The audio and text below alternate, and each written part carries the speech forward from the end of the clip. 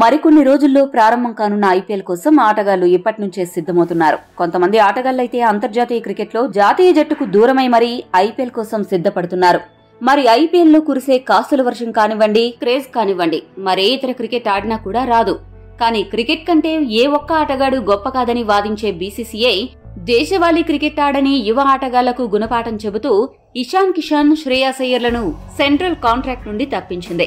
ఇషాన్ కిషన్ ఉద్దేశపూర్వకంగానే జాతీయ జట్టుకు డుమ్మా కొట్టి హార్దిక్ తో కలిసి ఐపీఎల్ కోసం ప్రాక్టీస్ చేస్తుండగా శ్రేయాస్ అయ్యర్ కూడా కోల్కతా నైట్ రైడర్స్ ఏర్పాటు చేసిన ప్రాక్టీస్ సెషన్స్ లో కనిపించడంతో అతన్ని కూడా శిక్షించింది బీసీసీఐ.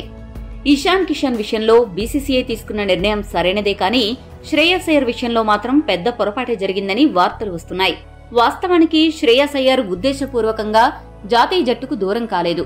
ఇంగ్లాండ్ తో జరుగుతున్న టెస్ట్ సిరీస్ నుంచి వెన్నుగాయం కారణంగా జట్టుకు దూరమై కోలుకున్న తర్వాత కోల్కతా నైట్ రైడర్స్ ప్రాక్టీస్ శిబిరంలో ప్రాక్టీస్ చేసిన మాట వాస్తవమే. కానీ ఇదంతా ముంబై కోచ్ పర్యవేక్షణలోనే జరిగింది. ఒకవేళ అయ్యర్ సిద్ధంగా ఉన్నట్లయితే ముంబై తరపున రంజీ ఆడించాలన్న ఆలోచనతోనే కేకేఆర్ ప్రాక్టీస్ సెషన్ లో అతడు పాల్గొనడం జరిగింది. అతడు ఐపీఎల్ కోసం కేకేఆర్ ప్రాక్టీస్ సెషన్ లో పాల్గొనలేదు. అతడి ఫిట్నెస్ అలానే బ్యాటింగ్ ప్రాక్టీస్ కోసం అక్కడ పాల్గొన్నాడు. అతను సిద్ధంగానే ఉన్నాడని తెలిసిన తర్వాత ఇప్పుడు తమిళనాడుతో జరుగుతున్న రంజీ సెమీఫైనల్లో మైదానంలో అడుగుపెట్టాడు. అంతేకాకుండా శ్రేయాస్ అయ్యర్ గతేడాది ఐపీఎల్ సమయంలో గాయం నుండి కోలుకున్నా కూడా ఐపీఎల్ ఆడకుండా ప్రపంచ కప్ కోసం సిద్ధపడ్డాడు. దీనికి తోడు ప్రపంచ కప్ సెమీఫైనల్ సమయంలో విపరీతమైన వెన్నునొప్పి బాధిస్తుంటే 3 ఇంజెక్షన్స్ వేసుకుని మ్యాచ్లు ఆడాడు. జట్టు కోసం ఇంత చేసిన అయ్యర్కు ఇలా జరగడం దురదృష్టకరమని అతడి స్నేహితులు మీడియాకు వెల్లడించారు.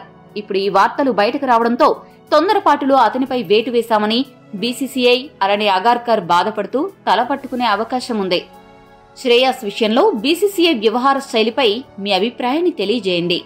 మరిన్ని అప్డేట్స్ కోసం మా ఛానల్ సబ్స్క్రైబ్ చేసుకోండి.